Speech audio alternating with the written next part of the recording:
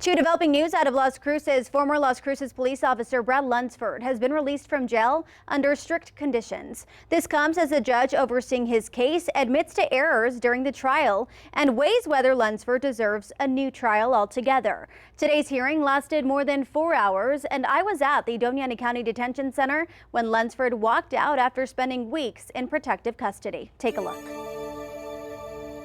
An emotional reunion this afternoon inside the Doña Ana County Detention Center between former Las Cruces police officer Brad Lunsford and his wife. Today he was released from jail as Judge Jim Foy acknowledged critical errors during the trial in which Brad Lunsford was convicted of manslaughter.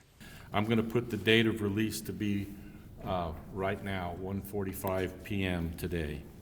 It was a packed courthouse and a sea of blue as over 100 people, including Las Cruces Police Chief Jeremy Story, showing up to support the former officer. KFAX 14 was the only camera in the courtroom as Judge Foy acknowledged errors during the trial.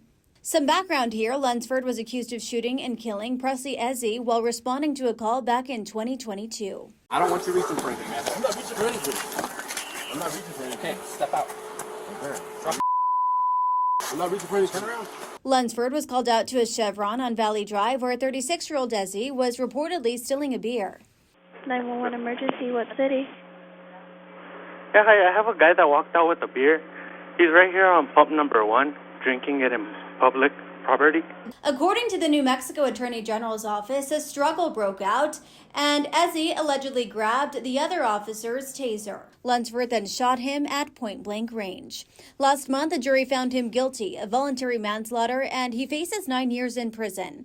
But shortly after that conviction, his defense team argued his rights were violated when 2 jurors were switched. Judge Foy admitted today to mishandling those jury assignments. There was an error committed. I committed an error. It's no other person's error, it's my error.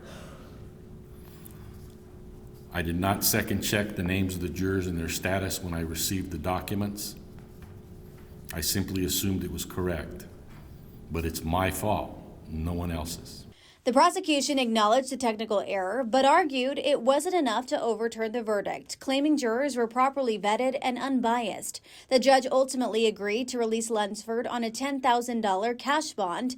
After the decision, New Mexico Attorney General Raul Torres issued a statement saying in part, quote, "The defense team failed to do their job during jury selection and should not be allowed to engage in a partisan witch hunt now that a properly seated jury rejected Lunsford's defense and found him guilty of manslaughter." One of 2 things is going to happen here. I'm either going to grant a new trial for one of the 3 reasons that you put into your motions, or I'm going to deny it and it's going to get appealed, and I believe that there are very serious appeal issues. Those are the 2 options that I believe are on the table right now.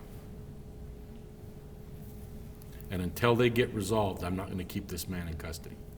So the judge says due to the error, he is taking the motion for a new trial under advisement and will make a decision at another date. There is also another hearing set for next Friday at 1:30 p.m. You can count on KFAX 14 to be there for that and bring you updates as well. However, for a full recap of today's hearing, you can always go to our website, kfoxtv.com, and click on this story.